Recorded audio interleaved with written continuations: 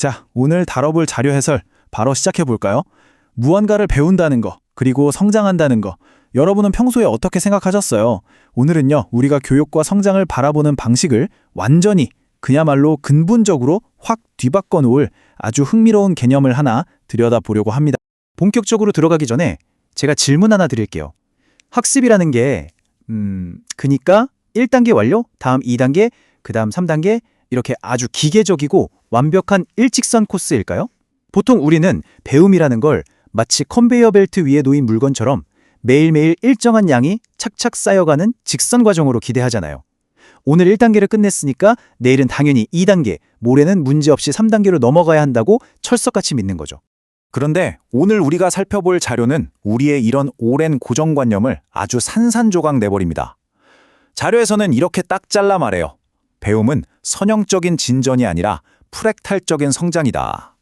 와, 직선이 아니라 프랙탈 형태라니?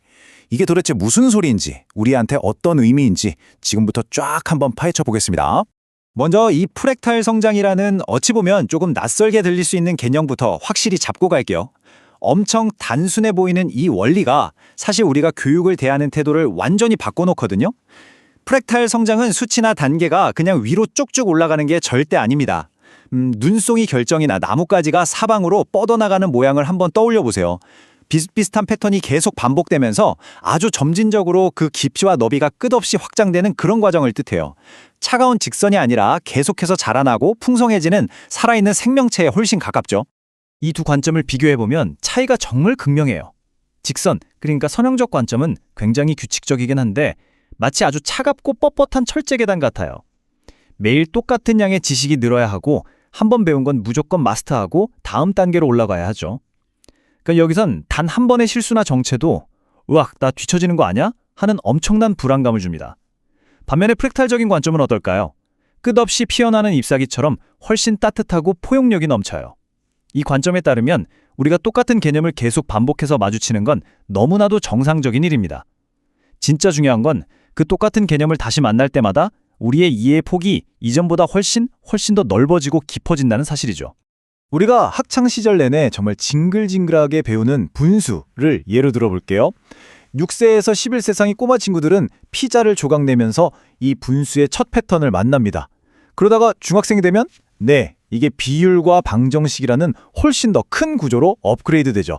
고등학생 때는 함수와 극한으로 진화하고요. 대학 수준에 이르면 결국 실수체계와 수학적 해석학이라는 어마어마한 세계로 뻗어나갑니다. 분수라는 단 하나의 작은 핵심 구조가 인생의 각 단계마다 얼마나 다채롭고 깊이 있게 확장되는지 확 와닿으시죠? 자, 이 프랙탈의 원리를 제대로 이해하게 되면요. 우리가 일상에서 마주하며 좌절했던 그 숱한 순간들이 완전히 새롭게 보이기 시작합니다. 혹시 아이들을 가르치시는 분들이나 부모님들이라면 애들이 똑같은 실수를 며칠째 반복할 때 속에서 천불이 나는 그 기분 다들 아실 거예요.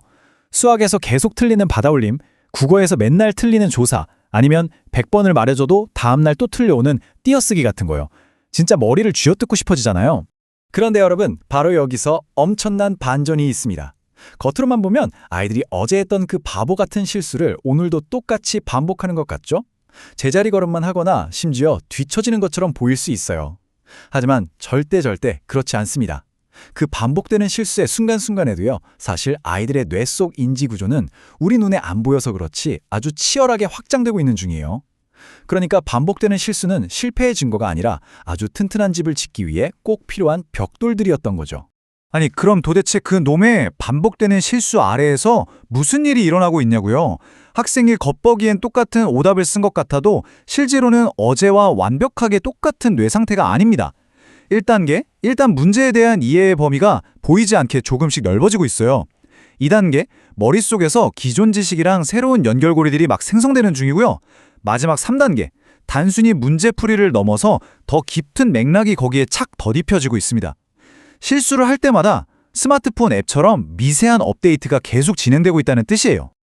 그리고 이런 눈에 보이지 않는 미세한 업데이트 과정들이 겹겹이 쌓이고 또 쌓이다 보면 마침내 뻥 하고 터지는 도약의 순간이 찾아옵니다. 학습은 매일매일 똑같이 걸어 올라가는 완만한 오르막길이 아니에요. 오히려 정체되어 있는 것처럼 보이는 그 길고 답답한 시간 동안 작은 패턴들이 쌓이다가 어느 순간 갑자기 거대한 구조로 탁 하고 퍼즐이 맞춰지면서 수직 상승하는 계단 모양에 훨씬 가깝습니다. 여기서 정말 재미있는 포인트가 하나 있는데요. 우리가 흔히 말하는 유레카, 아하 하는 깨달음의 순간들이 있잖아요. 이게 그냥 앞만 보고 열심히 달려서 얻은 결과가 아니라는 겁니다. 도무지 이해 안 돼서 다 포기하고 싶었던 분수가 어느 날 갑자기 머릿속에서 완벽하게 딱 이해되는 순간.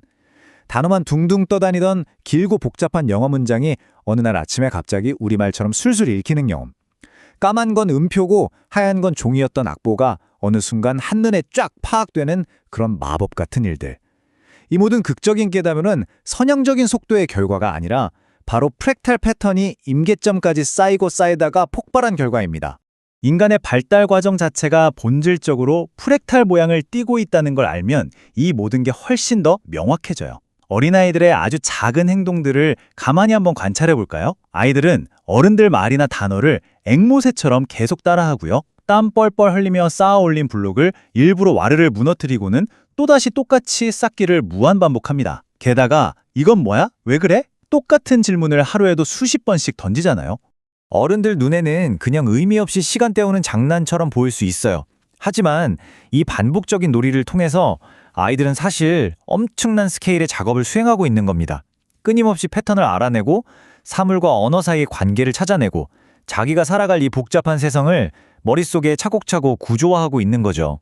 더 중요한 건요, 이런 프랙탈 방식의 학습이 애들 때만 반짝하고 끝나는 게 아니라는 겁니다. 우리 어른들도 똑같아요. 매일 반복되는 일상, 반복되는 업무 속에서 숨겨진 구조를 발견해내면서 평생 동안 무언가를 배워나가니까요.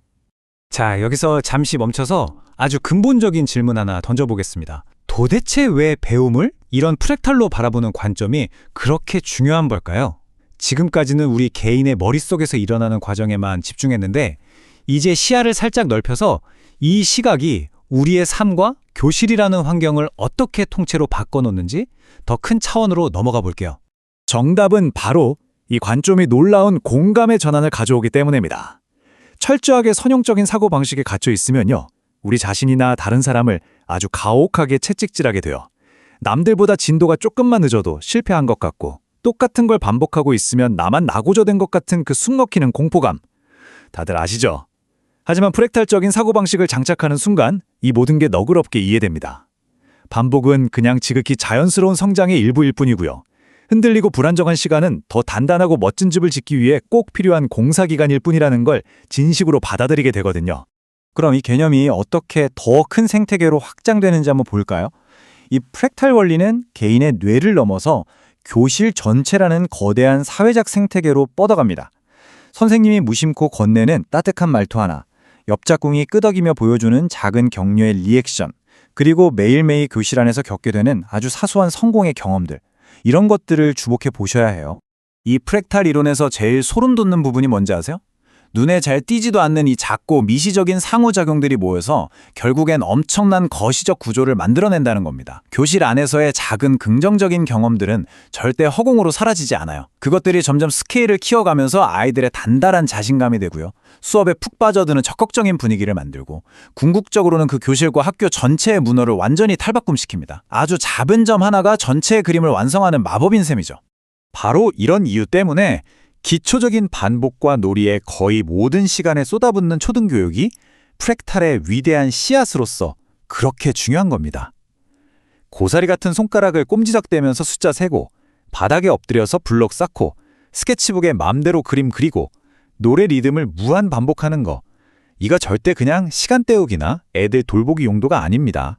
이 별거 아닌 것 같은 어린 시절의 육체적 놀이들이 훗날 성인의 그 고도화된 지적 능력으로 어떻게 다이렉트로 연결되는지 아시면 정말 깜짝 놀라실 거예요.